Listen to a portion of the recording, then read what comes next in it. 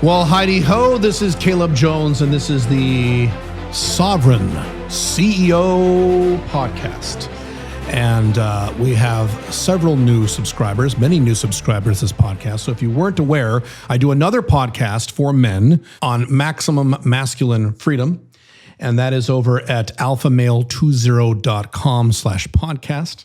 And if you are listening to this podcast, I do a YouTube version of this podcast, and you can go to, let's see, alphamale20.com/links.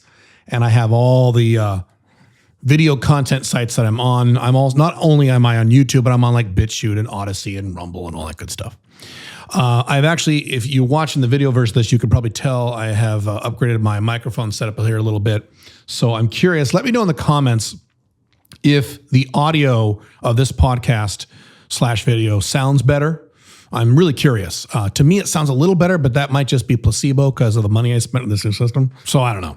I'm going to read you an excerpt for something today. I have it over my screen here. I found it very, very interesting. I find it almost magical when people make predictions years and years and years ago, decades in this case, that turn out to be not only right, but frighteningly correct.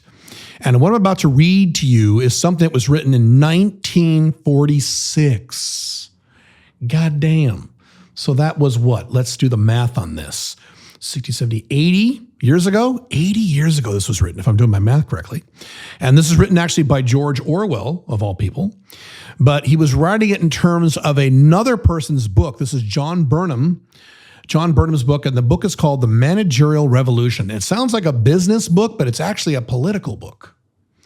And this is the summary excerpt that George Orwell wrote about John Burnham's book. So I'm going to read this through completely. It's about a paragraph. I'm going to go back in and analyze each sentence. It's going to blow you away. It blew me away. Someone sent me this a few weeks ago, and I just read it and went, oh my God, it's exactly right. As a matter of fact, a lot of this is what I've been saying before I was on the internet, like 20 plus years. So this is it. Here it is, quote, "Capitalism is disappearing, but socialism is not replacing it. What is now arising is a new kind of planned, centralized society, which will neither be capitalist nor, in any accepted sense of the word, democratic." Sound familiar? "The rulers of this new society will be people who effectively control the means of production. That is, in this case, business executives, technicians, bureaucrats, and soldiers, lumped together by Burnham under the name of, quote, managers. These people will eliminate the old capitalist class, crush the working class," sound ring a bell? "And so organize society so that all power and economic privilege remain in their own hands. Private property rights will be abolished, but common ownership will not be established. The new, quote, managerial, unquote, societies will not consist of a patchwork of small independent states, but of great superstates grouped around the main industrial centers of Europe, Asia, and America. These superstates will fight among themselves for possession of the remaining uncaptured portions of the earth, but will probably be unable to conquer one another completely." Okay. If that blew you away, then welcome to the club. It blew me away. I'm going to go back up here, go back through this. So sentence by sentence. "Capitalism is disappearing, but socialism is not replacing it." Exactly. One of the biggest, most important articles I wrote at my blogs was an article entitled, "It's Not Capitalism, It's Corporatism." I believe that's the name. If you Google search on calebjones.com space corporatism, not capitalism, you'll get the article. And in that article, that's one of the best articles I think I've ever written, I went through exactly the concept of the biggest lie of the last 20 years or so. And that is that all these problems, the economic crash of 2008, income inequality, income disparity, the damage to the environment, are all because of capitalism. And I said, and I was right, no, it's because of corporatism. We don't have capitalism. We haven't had capitalism since before I was born, and I was born in the 70s. The United States is not a capitalist country. Japan is not a capitalist country, and they haven't been for many, many, many, many decades. Not even close. It is a corporatist country. It is a corporatist society, and that is where you have big, giant government and big, giant businesses, big, giant corporations, big, giant banks merged together to screw the populace. That's what we have now in much of the Western world. It is not capitalism. It's not. The 2008 collapse was caused by too much capitalism. No, it was caused by too much corporatism, by the government telling banks, go ahead and loan all these idiots all the money you want. Don't worry. If they don't pay it back, we, the government, will give it to you, Mr. Bank. And the bank said, awesome. Does that sound like capitalism to you? No. Under a capitalistic system, no corporation, no bank, no insurance company, no auto company, nobody, no corporation of any size would get one single penny from the government. The corporation would go into bankruptcy and other businesses would chop it up, and those assets and capital would be reallocated to smarter people. There'd be a sharp moment of pain, but then life would go on.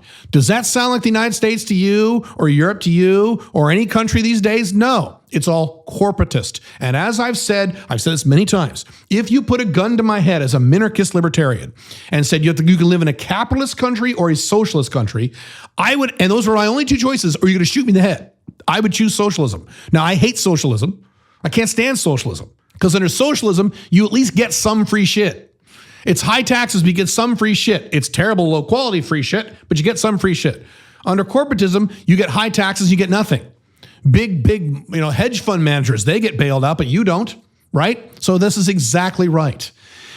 I've done a video at this channel. It was a video or a podcast where I talk about how the three isms you were taught in school, capitalism, socialism, communism, don't exist in the world.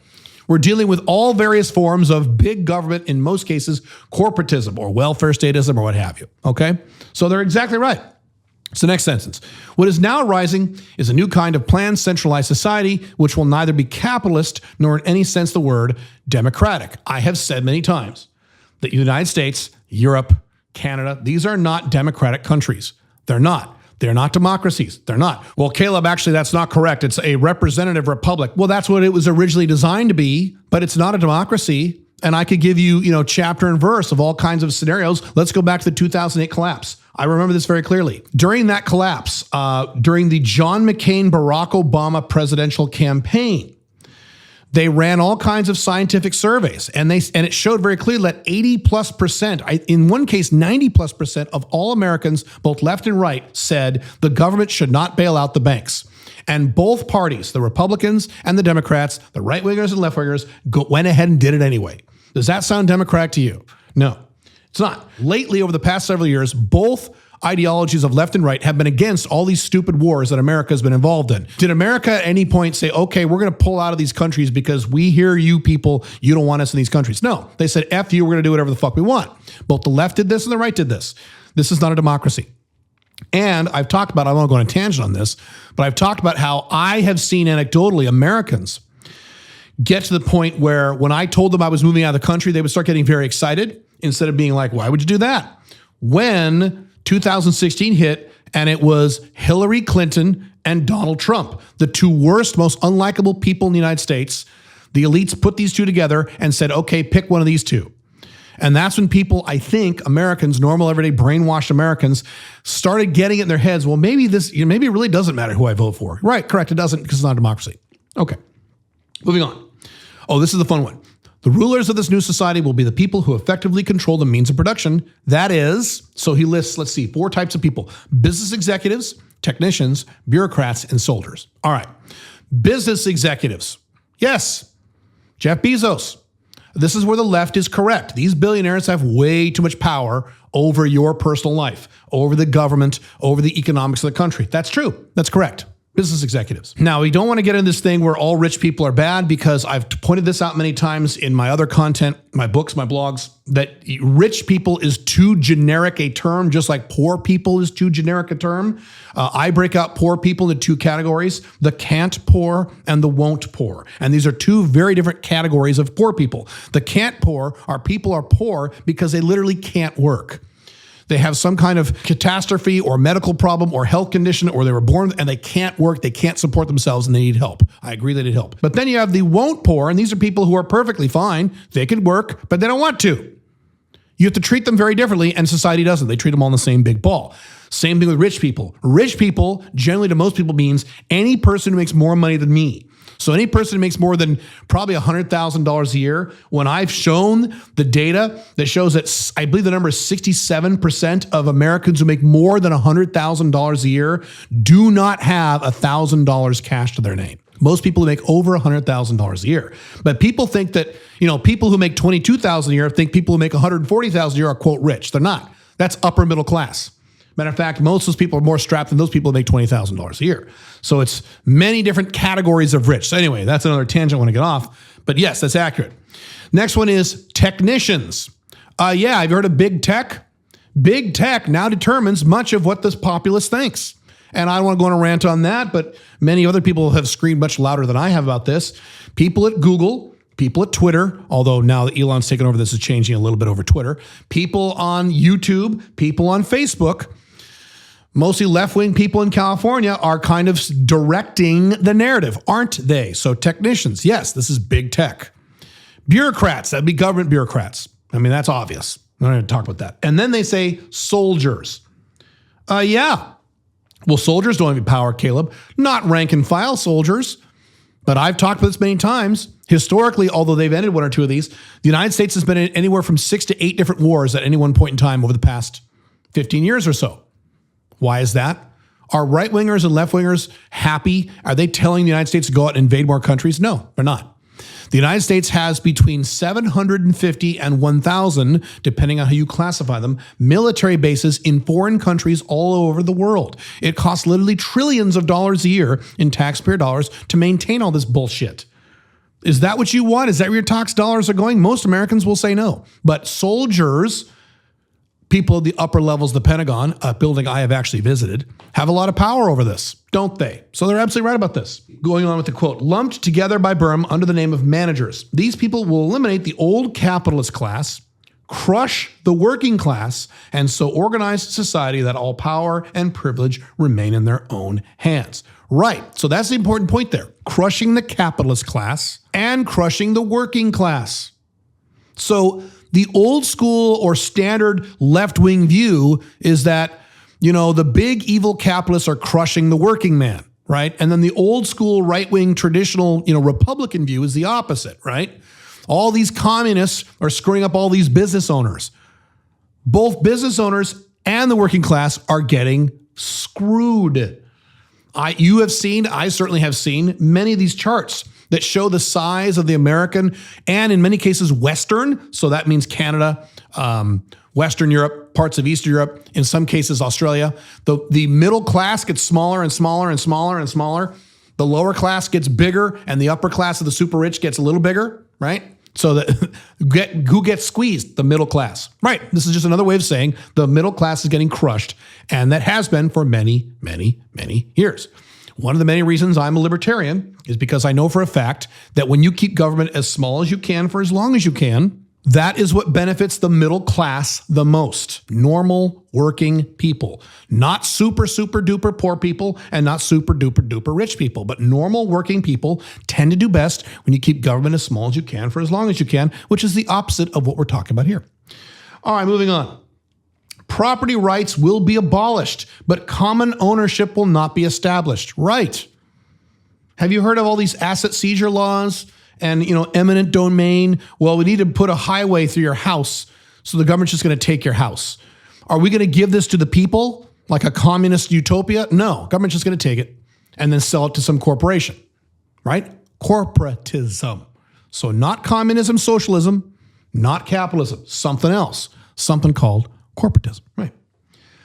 These new, quote, managerial societies will not consist of a patchwork of small independent states, right? Correct. The EU.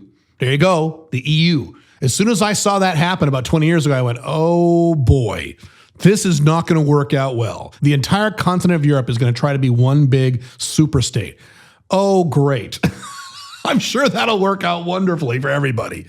Oh my God. Oh my Christ. And this is not a conspiracy theory, but most of the elites want to see a one world government, or failing that, something like a North-South American big government, a European big government, and some kind of overarching Asian big government. 3 giant superstates.